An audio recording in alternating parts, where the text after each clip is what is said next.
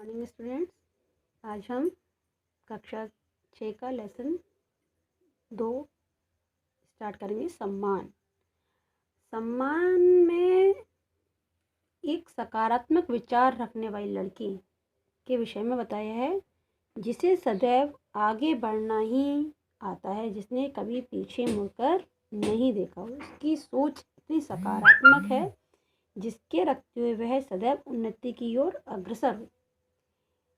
इस चैप्टर में बताया है, एक लड़की है जिसका नाम है शालू।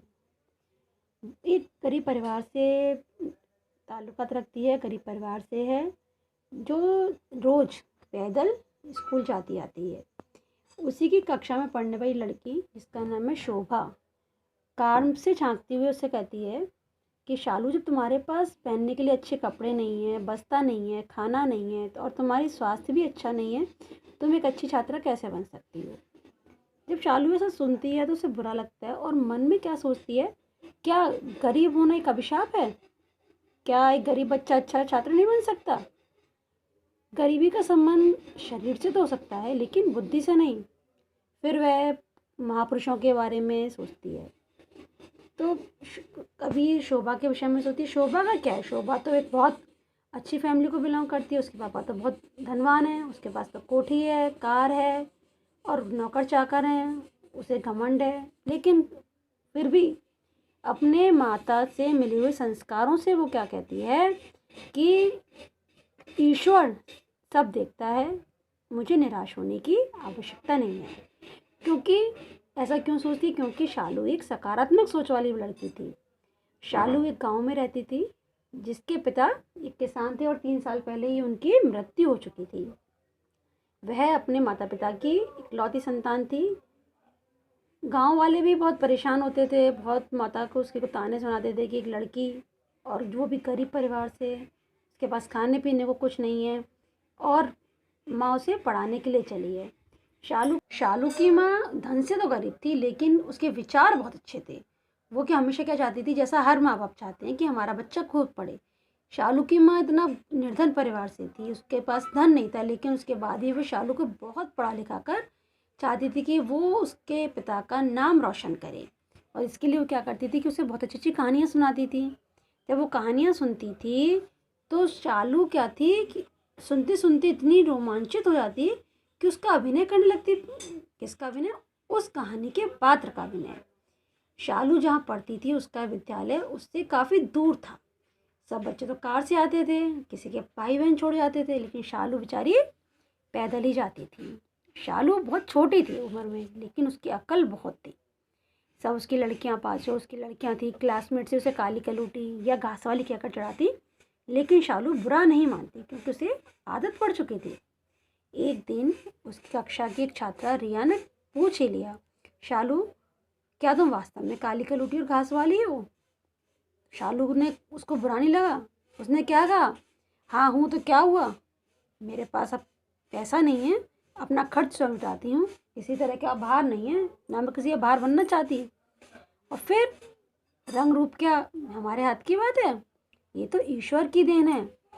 और इस तरीके शालू सबका जवाब देती। जब फसल पक जाती, शालू तरह तरह के व्यंजन लेकर स्कूल जाती, लेकिन कोई नहीं खाता। क्यों नहीं खाता? क्योंकि वो गरीब परिवार से थी और सब जो उसकी छात्राएं थीं, उसकी क्लासमेट्स थी, उससे बहुत घृणा करती थी। लेकिन शालू कभी बुरा नहीं मानती क्योंकि वो बहुत सरल स्वभाव की थी। इसके बाद बहुत नम्रता के साथ व्यवहार करती, पढ़ाई में बहुत तेज थी, सबकी मदद करने को तैयार रहती और सब कार्यों से आगे निकल जाती। सब लड़कियां पीछे रह जाती और एक गंवार लड़की उन सब से आगे निकल जाती। जब खाने की छुट्टी होती या इंटरवल होता, तब वो सब बच्चों से पूछती, खाना खा लो, लेकिन कोई भी उसके खाने में से नहीं लेता। क्या कहता? लेकिन शालू हमेशा चुप रहती, किसी को किसी प्रकार का जवाब नहीं देती। एक बार संयोग से उसकी मेहनत रंग लाई और क्या हुआ, वार्षिक समारोह के लिए शालू को कहाँ चुना गया? किस स्तर पर? प्रदेश स्तर पर चुना गया।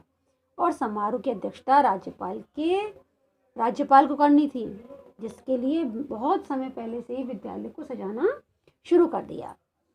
अब तब तैयारी हुई तो कुछ जब दिन थोड़े ही बचे तो शालू बहुत खुश थी और उसने अपनी माँ को उसमें चलने के लिए तैयार कर लिया। सोमवार का दिन था। शालू अपनी माँ के संग गई। कहाँ गई? खेत पर चारा लेने। जब वो वहाँ से आए तो उन्होंने क्या देखा कि गांव के कुछ प्रतिष्ठित यानी धनी अच्छी प्रतिभा वाले व्यक्ति उसके दरवाजे पर खड़े हैं।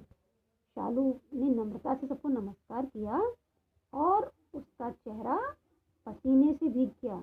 उसे लगा कि ये लोग कुछ मेरी माँ को बताना चाहते हैं, लेकिन उनमें से एक व्यक्ति क्या बोला?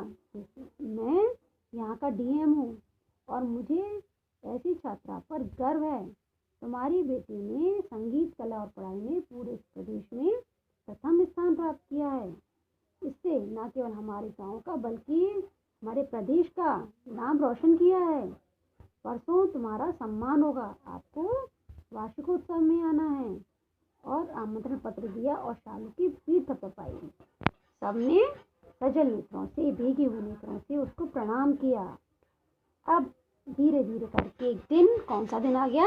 वार्षिकोत्सव का, जिसका इंतजार था सबको। राज्यपाल ने खुद ऐसी होनहार लड़की शालू को अपने हाथों से सम्मानित किया और क्या कहा? ऐसा सम्मान आदर्शों का सम्मान होता है, गरीबों का सम्मान है। देश की छात्र छात्राएं शालू के जीवन से सबक ले सकती हैं।